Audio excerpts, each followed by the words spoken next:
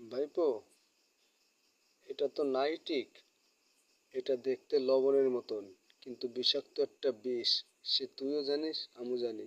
এইটা খালি কিছু হয় না, খালি মানুষটা মারা যায়। এই দেখ, এইটা আমি আমের পাতাতে চামচ বানাইয়ে মদের মধ্যে দিছি, স্যালাডে দিছি, ডিমের মামলেট ললিপপের মধ্যে দিছি, মদের গ্লাসে দিয়ে আমি খাচ্ছি। গৌরঙ্গ মিত্র, তুই আমার সংসার নষ্ট করেছিস। আমি ভাবতে পারিনি তুই আমার বউয়ের সঙ্গে এরকম সম্পর্ক তৈরি করবি।